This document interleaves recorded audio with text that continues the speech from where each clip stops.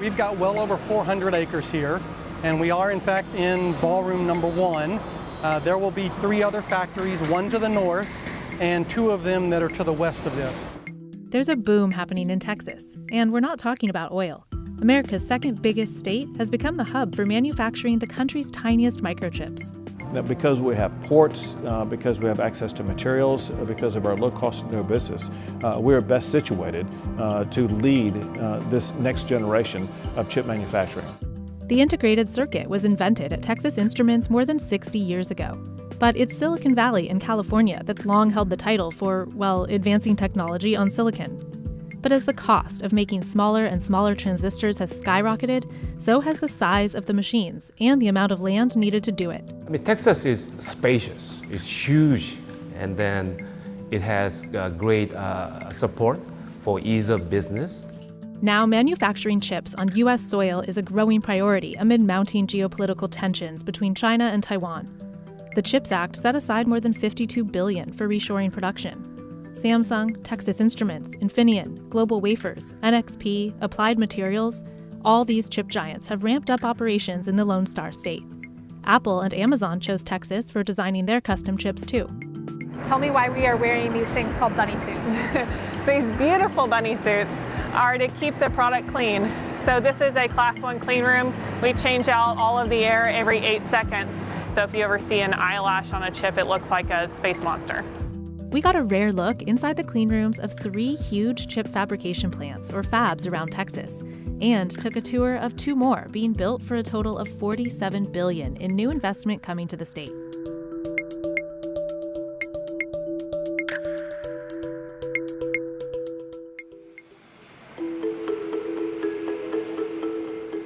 While chip companies have made a flurry of big Texas expansions in the last couple years, the state's actually had ties to the semi-industry for more than 90 years, since the founding of Geophysical Service Incorporated, which 4 Dallas engineers reimagined in 1951, renaming it Texas Instruments. The transistor, the most basic building block of semiconductors, was invented 3 years earlier by a team led by William Shockley, a founding father of Silicon Valley. But it was Jack Kilby at Texas Instruments that first filed for a patent of the integrated circuit in 1958. This invention opened up the possibility of miniaturizing chips by creating the entire circuit, not just the transistors, out of silicon. TI went on to build the first handheld calculator in 1967, and it's still well known today for graphing calculators used in classrooms around the world. It is very much so the calculator company to much of the world, but we are so much more than that, obviously. If you have an electronic device, you almost certainly have a TI semiconductor chip inside of it. So we have 80,000 products that ship out to 100,000 different customers.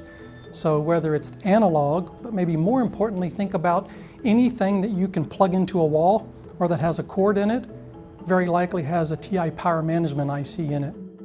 Kyle Flessner has been with TI for 30 years. He showed us around TI's R-Fab 2 in Richardson, just north of Dallas. With this second, bigger fab that came online in September, TI plans to output a combined 100 million analog chips per day at its 2 fabs in Richardson. So this is our overhead delivery system. We've got about 15 miles of track between these 2 factories, and those cars can move as fast as 7.5 miles an hour. And Flessner took us to the construction site of TI's $30 billion fab coming to the 45,000-person city of Sherman, 60 miles north of Dallas. We're standing under the waffle table. That's what it's commonly called. So it's a clean room up top. The air comes through, the utilities come through that support all of that tool infrastructure. Our fab uses only a 300 millimeter or 12-inch and is fully automated. Samsung is the state's other huge chip maker. The South Korean giant came to Texas in 1996, breaking ground on a big fab in Austin that's now fully devoted to foundry, making logic chips for outside customers. Samsung opened a second fab there in 2007. Everything is supposed to be bigger and better in Texas. Texas does indeed have plenty of land for the gigantic footprint of modern chip fabs. Now, Samsung is adding a whopping 1,200-acre new site in Taylor, 30 miles north of Austin, where it plans to make its first advanced chips in the U.S. starting next year. Our customers love to come to Texas. It's equidistant from either coast. And we know that some of the world's most prominent fabless companies are actually in the United States. Bringing Taylor on board is just going to increase their ability to source their chips domestically and not have to go into areas of the world where they may have some discomfort. Texas has long been famous for policies that entice new businesses. It's one of only a handful of states with no income tax. Combine that with sales tax exemptions for manufacturing machinery and a variety of other tax waivers, and it's no surprise that a number of major companies have relocated or built in Texas lately. There's Tesla's expanding Gigafactory in Austin, and major companies that relocated their headquarters to Texas recently include Caterpillar, Charles Schwab, Hewlett-Packard, and Oracle. Now, the chip industry has its own special set of incentives. In June, Abbott approved the Texas CHIPS Act, setting aside $1.4 billion to subsidize companies that manufacture in the state, as well as universities willing to build related R&D centers. Texas ranks #1 in the United States for Tier 1 research universities. And within a 100-mile area of where Samsung is going to be located, they have access to so much incredible intellectual talent. It's not hard to see why Abbott aims to keep Texas at the center of the national conversation about reshoring chip manufacturing. More than $500 billion worth of semiconductors were sold globally in 2022, and chips accounted for more than 300,000 jobs in the U.S. Chips are vital not only for powering our cars, phones, and computers, but for national security, from military communication systems to fighter jets and advanced weaponry. And when peaking demand during the pandemic coincided with supply chain disruptions, the resulting chip shortage made it abundantly clear how much the world relies on chips made in Asia. As of 2021, 92% of the world's most advanced chips were made in Taiwan by Taiwan Semiconductor Manufacturing Company. And China has repeatedly threatened to invade Taiwan, a move that could cut the U.S. off from the majority of advanced chips.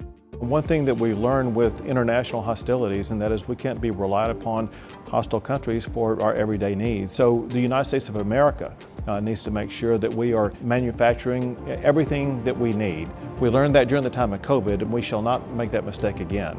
Over the last 30-plus years, the U.S. share of global chip production has plummeted from 37% to just 12%. That's because it costs at least 20% more to build and operate a new fab in the U.S. than in Asia. Labor is cheaper there, the supply chain is more accessible, and government incentives are far greater. The CHIPS Act aims to change that, setting aside $52 billion for companies to manufacture in the U.S., and Texas hopes to get as much of those federal dollars as possible. Since the National CHIPS Act was introduced in 2020, more than 50 new semiconductor projects have been announced in the U.S., creating some 44,000 new jobs and totaling more than $210 billion of investment. More than $61 billion of that is happening in Texas, with 6 projects expected to create more than 8,000 jobs. The $17 billion Samsung fab we saw being built in Taylor is one of the 2 largest projects. But the biggest investment by far is the $30 billion Texas Instruments fab coming to Sherman. For a city of 45,000, that's a huge investment in our community. Our entire city tax base was around $4 billion.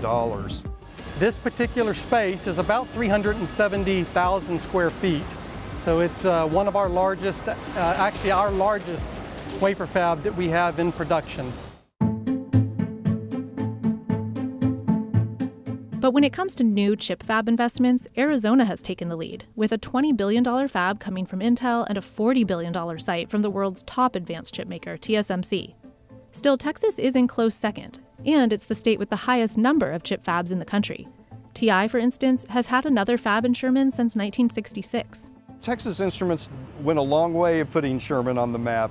The support we've had from the state legislator and then also the federal support in this industry, Texas continues to be a hub for where we can build this manufacturing industry. German-based Infineon Technologies is one of the world's biggest providers of automotive chips, and it makes many of them in Austin. The number of chips in an automotive, in an EV, and automotive in general is drastically increasing. And all the connectivity, everything communicating within the car, around the car, is increasing the chip content in every vehicle. Infineon has been in the U.S. for 25 years. In 2020, it expanded manufacturing in Texas when it bought Cypress Semiconductor for about $10 billion, taking over its Austin fab, where we got a tour.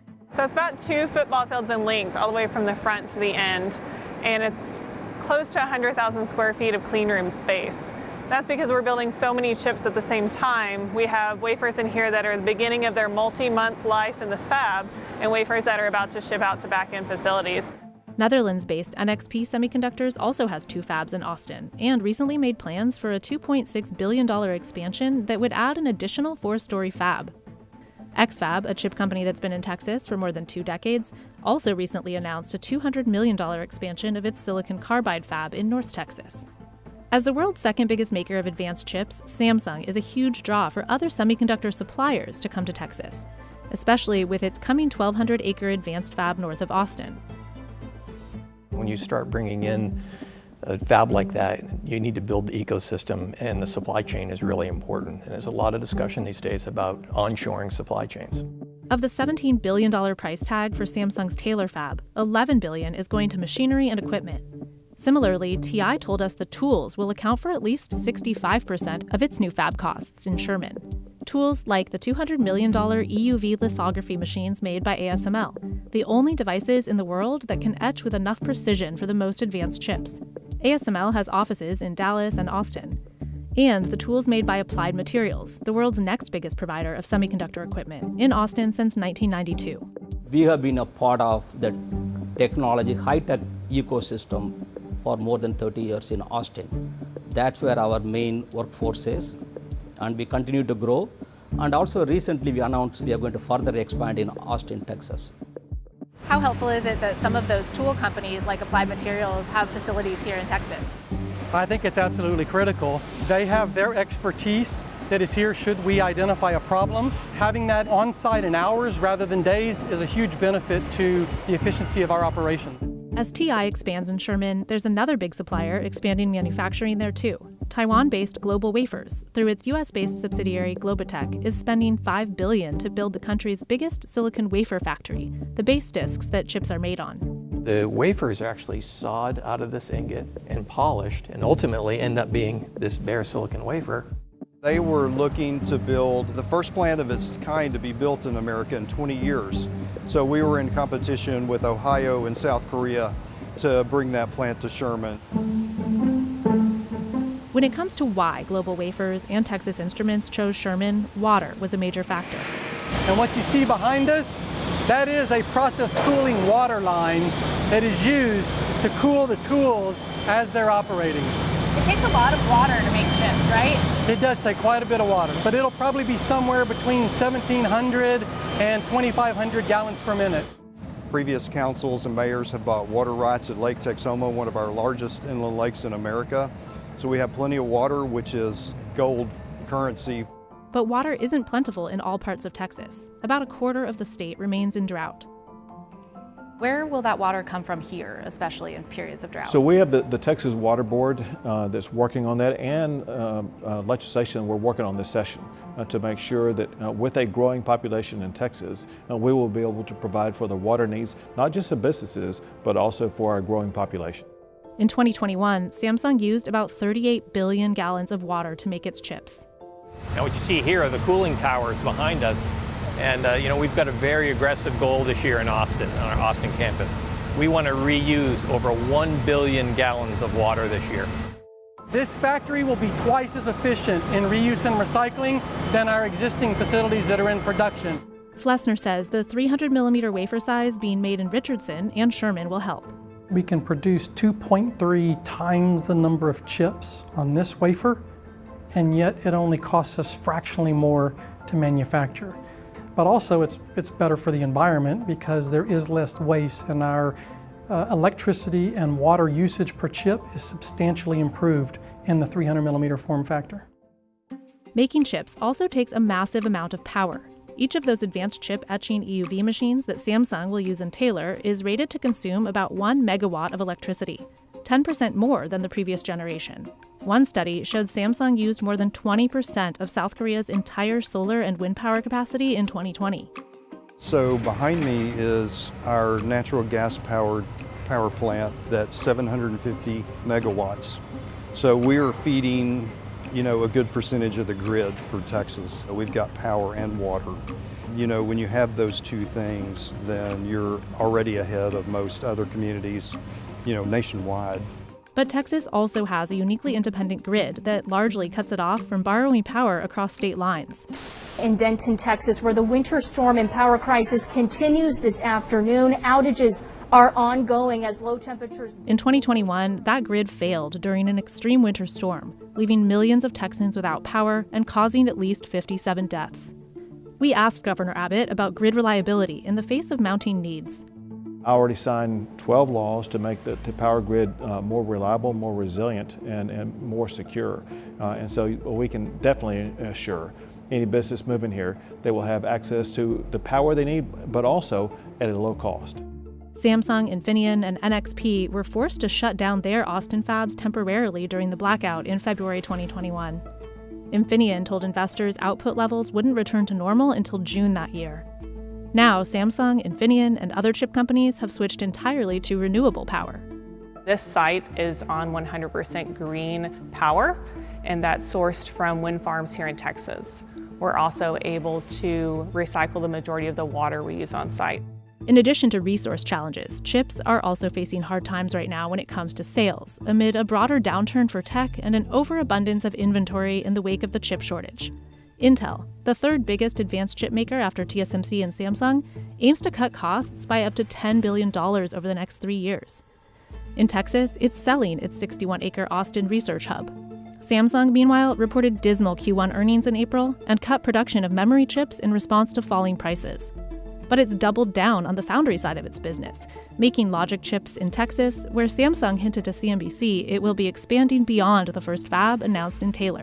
$17 billion investment on that site as a first factory, but we have 1,200 acres, and that first factory is taking up about 250 acres of it, so we have room to expand.